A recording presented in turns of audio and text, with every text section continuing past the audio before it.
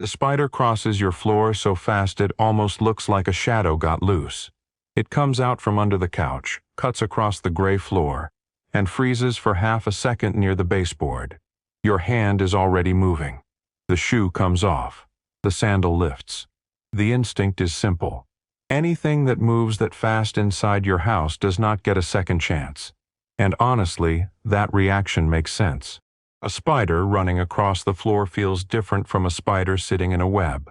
A web spider looks contained. It has a corner. It has a place. You can point to it and say, that is where the spider lives. But the one sprinting across your floor feels wrong. It feels like it escaped from somewhere. It feels like it is charging into your space. It feels lost, frantic, unpredictable. Stop. Before the shoe comes down, look at what you are actually seeing. Because the spider running across your floor is not necessarily lost.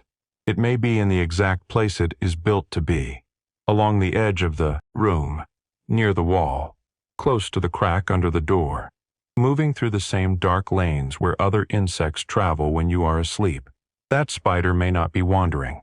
It may be patrolling. This is the part most people never get told. Not every spider waits in a web. Some spiders are not built to hang in a corner like a little trap. Some are built like hunters, low to the ground, fast, brown and camouflaged, ready to disappear against wood, concrete, dust, cardboard, and shadow. A wolf spider does not need a messy web stretched across your ceiling to do its work. Its body is the weapon. Its eyes, its legs, its sensitivity to movement, its ability to feel tiny vibrations through the surface beneath it. That is the system. The reason it scares you is the same reason it works. It moves. A wolf spider hunts the way a quiet predator hunts at ground level. It slips along baseboards. It pauses near cracks. It waits where insects make mistakes. It does not need to decorate your house with silk to prove it belongs there. It can hunt in the open and vanish into the edges before you fully understand what happened. And that is where the story changes. When you see a spider sprinting across the floor, your brain reads speed as aggression. Fast means danger. Fast means coming toward you. Fast means kill it now, before it disappears. But in the spider's world, speed does not mean attack. Speed means survival.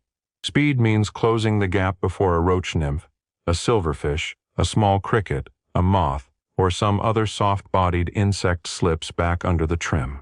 Speed means doing the job before the prey reaches the crack. The spider is not looking for your ankle. It is reading the floor. Imagine the room at night after the lights are off. The floor is not empty. It only looks empty to you. Along the wall, where the baseboard meets the floor, there is a narrow highway of hidden movement. Tiny insects use those edges because edges feel safe. They stay close to walls. They move under furniture. They come out of gaps you barely notice. That is where the wolf spider becomes useful. It does not patrol the center of your room because it likes being seen. It moves through the borderlands of the house, the places where pests travel, the garage wall, the basement corner, the laundry room floor, the crack near the door, the cardboard boxes you have not opened in months. The real action is happening where you cannot see it. A web spider waits for something to fly into silk. A wolf spider does not wait like that. It stalks. It ambushes. It rushes. It uses the floor itself as part of the hunt. Those long legs are not random. That low, fast movement is not chaos. That pause before it runs again is not confusion. It is listening with its body. A tiny vibration through the floor can matter. A flicker of movement near the baseboard can matter. A small insect shifting under debris can matter. The spider is built to notice the things you walk past. And here is the part that changes everything. Some wolf spiders do not just carry themselves across your floor. A female can carry her egg sac with her, attached behind her body like a pale little bundle. She does not glue it somewhere and abandon it. She drags her future with her as she hunts, hides, and survives. Then, after the young emerge, they can climb onto her back, covering her like a moving layer of tiny living dust. Let that image settle for a second. The thing you almost smashed with a shoe may not have been only a spider. It may have been a hunter carrying a nursery, a moving mother, a small, frightening shape on your floor that was also protecting the next generation on her own body. That does not mean you have to love spiders. It does not mean you should pick one up. It does not mean every spider in every room should be ignored without thought. But it does mean the first reaction. Crush it because it moved. Maybe the wrong reaction. Because the movement was not proof that it was attacking you. The movement was proof that it was alive in the exact way it is designed to be alive. And this is where the story becomes uncomfortable. The pests people actually complain about are usually not standing in the middle of the room announcing themselves. They are hidden. They are behind the appliance, under the box, near the drain, behind the baseboard, under the garage shelf, around damp corners. They move when the house is quiet. You may never see the small insects a wolf spider catches. You only see the spider. So the spider gets blamed for being the problem, because it is the visible thing. The faster it moves, the guiltier it looks. But visibility is not the same as guilt. Sometimes the thing you notice is only the thing brave enough, or hungry enough, or active enough, to cross into view. That is why a wolf spider on the floor feels like an invasion, even when it may be responding to the same conditions that brought other insects inside. Garages, basements, crawl spaces, laundry. Rooms and ground-level rooms create edges, darkness, moisture, and hiding places. Those conditions attract small prey. And where prey moves, hunters follow. The spider you were about to crush was not invading your floor. It was patrolling the border where pests move in the dark. That is the reversal. Not cute. Not harmless in the emotional sense. Not something most people want to see next to their bare foot at midnight. But useful. Focused. Ancient. Built for a job that happens below your attention. A wolf spider is not a decoration in a corner. It is a moving pressure on the tiny lives hiding in your house. It is one more reason a small insect crossing the floor may not get far. It is part of the quiet control system you never installed, never paid for, and almost destroyed because it startled you. The strangest part is that people often prefer the web because the web feels like a boundary. A spider in a web is creepy, but at least it stays where the eye can keep it. A running spider violates that comfort. It enters the human zone. It crosses open floor. It makes the room feel uncontrolled.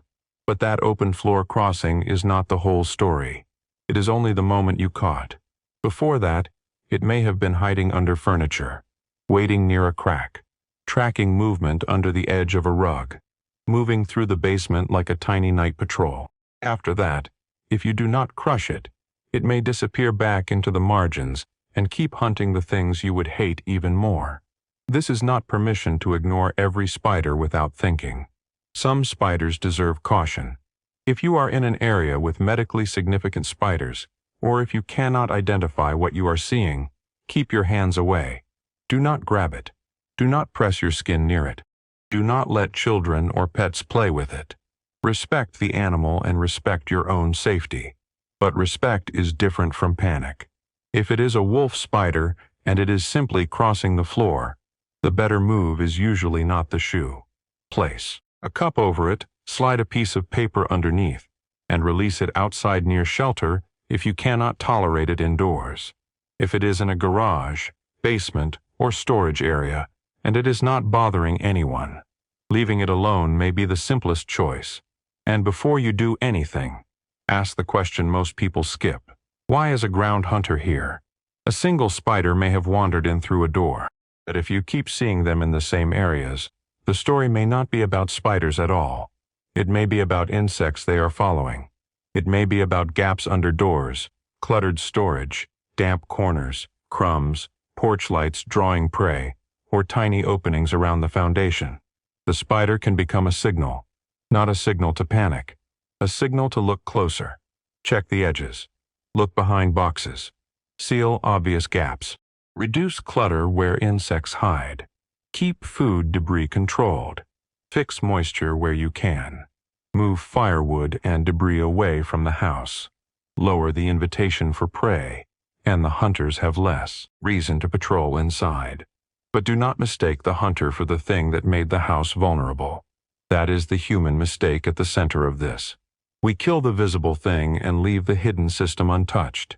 We crush the spider, then never check the gap under the door. We spray the corner, then keep the damp cardboard stacked in the basement.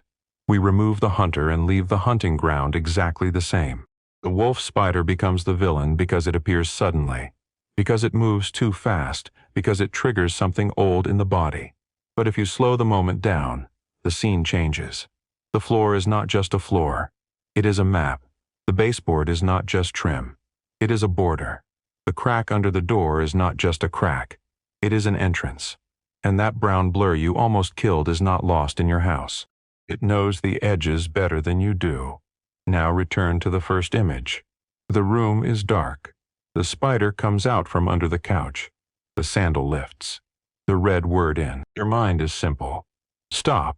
For 1 second, the whole story hangs there, between fear and understanding. Before, you saw a threat. Now you see a hunter crossing a battlefield too small for you to notice. Before, you saw a spider that did not belong.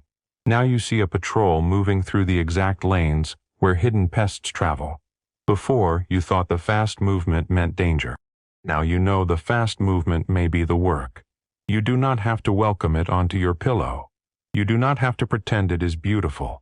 But you should know what you are about to destroy before you destroy it. Because sometimes the thing running across your floor is not lost. Sometimes it is the reason something worse never made it across. If you have ever seen one of these racing across your floor, tell me where it happened. Basement, garage, bathroom, kitchen, or bedroom. And subscribe, because the next thing you almost kill in your home may be working for you in a way you